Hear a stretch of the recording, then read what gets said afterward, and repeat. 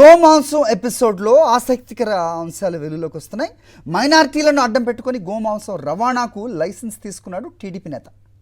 బాపట్లలోని ఇస్లాంపేటకు చెందిన ముస్లిం వ్యక్తి పేరుతో లైసెన్స్ పొందినట్లుగా సమాచారం.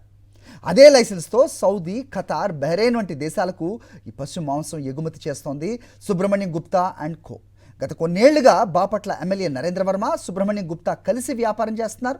ఇద్దరికీ లిక్కర్, పెట్రోల్, హ్యాచరీస్ వ్యాపారాల్లో భాగస్వామ్యం ఉన్నట్టుగా జోరుగా ప్రచారం జరుగుతోంది. గోమాంసం వ్యవహారం బయటపడి నెల రోజులు గడుస్తున్నా పోలీసులు ఒక్క మాట కూడా మాట్లాడట్లేదు. అయితే విశాఖలో గోమాంసం అక్రమ రవాణా వెనుక అంతర్జాతీయ మాఫియా హస్తం ఉందని హిందూ ధార్మిక సంఘాల నేత తురగ నాగభూషణం ఆరోపించారు. గోమాంసం అక్రమ రవాణాపై అన్కాంప్రమైజ్ సనాతని అని చెప్పుకునే పవన్ కళ్యాణ్, బీజేపీ రాష్ట్ర అధ్యక్షుడు మాధవ్ ఎందుకు నోరు మెదపట్లేదని మండిపడ్డారు. గోమాంసం అక్రమ రవాణాపై సీఎం చంద్రబాబు సమాధానం చెప్పాలని డిమాండ్ చేశారు. ఈ కేసులో పోలీసులు నీరుగార్చే ప్రయత్నం చేస్తున్నారని మండిపడ్డారు నాగభూషణం.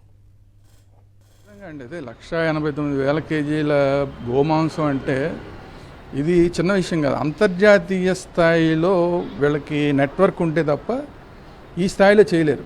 రాష్ట్రంలో పెద్ద పెద్ద నాయకుల హస్తం ఉంటే తప్ప ఇన్ని రోజులు దాని మీద కేసు ముందుకు నడవకుండా ఉండదు. కానీ ఈయన స్వయంగా పార్టీ అధ్యక్షుడు, ఉప ముఖ్యమంత్రిగా ఉన్న ఆయన, నేను అన్కాంప్రమైజ్డ్ సనాతని అన్న ఆయన ఈ రాష్ట్రంలో ఉప ముఖ్యమంత్రిగా ఉండగా కేజీల గోమాంసం ఇక్కడ దొరికిన తర్వాత కూడా పవన్ కళ్యాణ్ గారు ఎందుకు రెస్పాండ్ అవ్వలేదు, దీని మీద చర్యలు తీసుకోమని ఎందుకు అడగలేదు? రైట్, ఇదే అంశంపై అప్డేట్స్ మా కరెస్పాండెంట్ నాయుడిని అడిగి తెలుసుకుందాం. సూటిగా ప్రశ్నలు వస్తున్నాయి నాయుడు. అన్అపాలజెటిక్, అన్కాంప్రమైజ్డ్ సనాతని అని చెప్పుకునే పవన్ కళ్యాణ్ ఎందుకు దీని మీద స్పందించట్లేదు?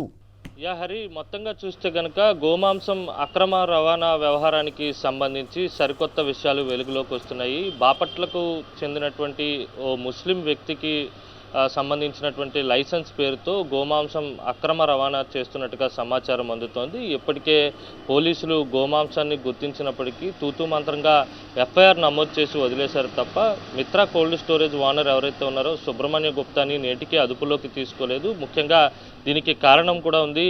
బాపట్ల ఎమ్మెల్యే వర్మకు అత్యంత సన్నిహితుడిగా, వ్యాపార భాగస్వామిగా ఉన్నటువంటి సుబ్రహ్మణ్య గుప్తాను పోలీసులు అదుపులోకి తీసుకోకపోవడం పట్ల సర్వత్రా విమర్శలు వ్యక్తమవుతున్నాయి.